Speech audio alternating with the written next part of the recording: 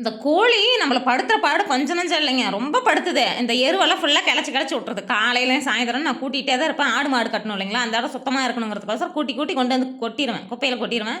அது கெளச்சு விடுறது, ஏதாவது ஒரு சேட்டை பண்ணிட்டே இருக்கும். ஆடு, மாடுலாம் கோழியெல்லாம் அவ்ளோ செல்லம் குடுத்து வளர்க்குற அப்படின்னு சொல்லி எங்க வீட்டுக்காரர் என்ன திட்டிட்டே இருந்தாரு.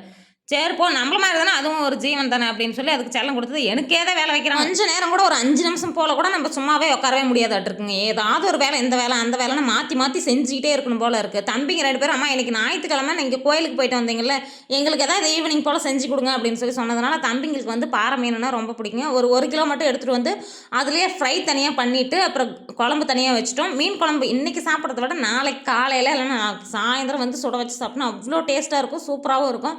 நம்ம வீட்ல வேற மீன் எங்க மாமியார் சாப்பிட மாட்டாங்க. பொரிச்சா சாப்பிடுவாங்க. ஆனா குழம்பு வச்சா சாப்பிட மாட்டாங்க. அவங்களுக்கு தனியா சட்னியாவும் செஞ்சுட்டு, காலையில எப்பயுமே நேரத்திலேயே எந்திரிச்சுருவோங்க. இன்னைக்கு கொஞ்சம் லேட் ஆயிருச்சு. வெயில் வந்ததுக்கப்புறம் தான் பால் பீசவே வந்தோம். அப்புறம் அவர் வந்து பால் பீசிட்டு இருந்தாருங்களா, பால் வண்டி வேற வரத்துக்கு நேரம் ஆயிருச்சுன்னு சொல்லி அவர் சீக்கிரமா பீசிறலாம் அப்படின்னு சொல்லி பீசிட்டு இருந்தாரு. சரி கத்திரிக்காட்டுல வேற காய் பொறுக்கிட்டு இருந்தாங்க. அது என்னன்னு போய் பார்க்கலான்னு அங்க போயிருந்தேன்.